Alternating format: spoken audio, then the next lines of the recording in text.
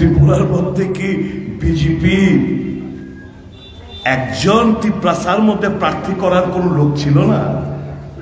যে ছত্তিশগড় থেকে একজন ভদ্র মহিলাকে নিয়ে এসে, আর প্রদ্যুৎ কিশোর দেববর্মা কি বলেছিল তার স্লোগান? ত্রিপ্রাসা বন্ধুরা যারা আছেন, আমি জিজ্ঞেস করতে চাই, কি এই পার্টির জন্ম কি দিয়ে? সিএ আন্দোলন দিয়ে।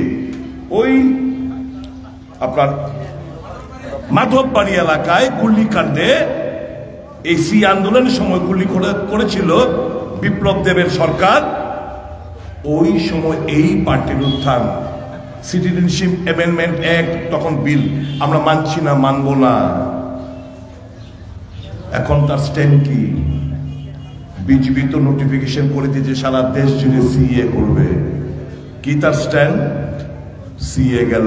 আর কি ছিল স্লোগান? গ্রেটার ত্রিপুরাল্যান্ড। কোথায় কি গ্রেটার ত্রিপুরাল্যান্ড? আর কি ছিল? One last fight. আর কি ছিল? No compromise.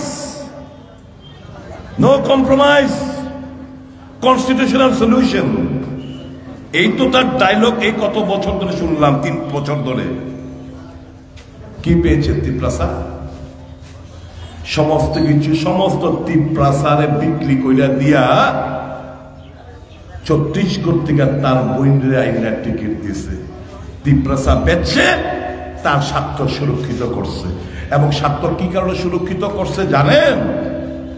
আগামীকাল পত্রিকাতে বিস্তারিত একটা খবরের কাগজ আপনারা পড়েন, কালকে বাইরে বইন জামাইরে একটা মার্ডার কেসের তদন্ত ভার যে সিবিআই নিছে, ওখান থেকে বাঁচানোর জন্য, ওখান থেকে বোন এবং বোনের জামাইরে বাঁচানোর জন্য তাই না এখন বিজেপি প্রার্থী হিসাবে তাই বোনটা দাঁড় করাইছে। ভোট দেবেন এই সমস্ত প্রার্থীদের আপনারা। আমি যারা বিজেপি করেন বন্ধুরা, যারা শুনছেন আমার কথা, মেনে নেবেন আপনারা? এই ঠকবাজিদের, প্রতারকদের উচিত শিক্ষা দিন আপনার আগামী নির্বাচনে। এবং এটা তো ঠিক, সুনীল দেওধর যায় বলে থাকুক না থাকুক, এটা তো ঠিক।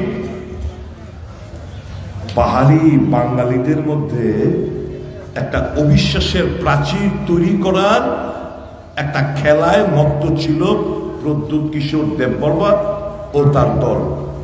এটা তো ঠিক। আমরা তো ত্রিপ্রাসা, আমি বাঙালি, আমি ত্রিপ্রাসার বুকে আগলায় রাখি। জিতেন বাবুরা আমাদের পার্টি সম্মানের বুকে আগলায় রাখে। সমস্ত ধর্ম, বর্ণ, জাত পাতের ঊর্ধ্বে উঠে আমরা রাজনীতি করি। আর সেই কয় কি? প্রথম স্লোগানটাই তো পয়লা জাতি উলা পার্টি, মানে একটা জাতিরে কেন্দ্র কইরা উস্কায়া দিয়া আরেকটা জাতির বিরুদ্ধে লড়াই, অবিশ্বাসের একটা প্রাচীর, এই জায়গাটা ভাঙতে হইব। আমি আশা করি এখানকার জনগণ, শুভবুদ্ধি সম্পন্ন জনগণ, এখানকার মানুষ তাদের সুচিন্তিত মতামত ব্যক্ত করবেন। আগামী নির্বাচনে একটি ভোট এই এলাকার মানুষ এই প্রার্থীকে, বিজেপি প্রার্থীকে দেবে না। সবগুলো ভোট কাস্তে হাতুড়ি তারার পক্ষে রাজেন্দ্র রিয়াংকে ভোট প্রদান করবেন আমার বিশ্বাস রয়েছে। এখানে একজন 5 বছরের মন্ত্রী ছিল। আর 1 মিনিট, 5 বছরের মন্ত্রী, আমি চোখে পড়ার মতো উন্নয়ন আমি কিছু পাইলাম না, কিছু না। একটা হিমঘর করতে পারলো না, দপ্তর ছিল না, না একটা হিমঘর করতে পারলো না, একটা নতুন স্কুল করতে পারলো না, একটা নতুন কলেজ করতে পারলো না, সেচের বন্দোবস্ত করতে পারলো না, একটা নতুন ভাবে একটা হাসপাতাল, প্রাইমারি হেলথ সেন্টার করতে পারলো না। 5 বছরের মন্ত্রী, হিসেব চাইবেন না এখানকার জনগণ? কাজেই সত্যিকারের উন্নয়ন যদি ত্বরান্বিত করতে হয়, ইন্ডিয়ার জোটকে শক্তিশালী করবেন, এই আহ্বানটুকু রেখে এই এলাকার যারা গুরুজনরা রয়েছেন তাদের চরণে আমার প্রণাম নিবেদন করে, মা বোনদের প্রীতি শুভেচ্ছা ভালোবাসা জানিয়ে ছাত্র যুবক ভাই বন্ধুদের সংগ্রামে অভিনন্দন জানিয়ে আমি আমার আলোচনা এখানে শেষ করছি। সবাই ভালো থাকবেন, সুস্থ থাকবেন, গণতন্ত্র জয়ী হোক সেটাই চাইবেন, এই প্রার্থনা করে যাচ্ছি। সকলকে নমস্কার।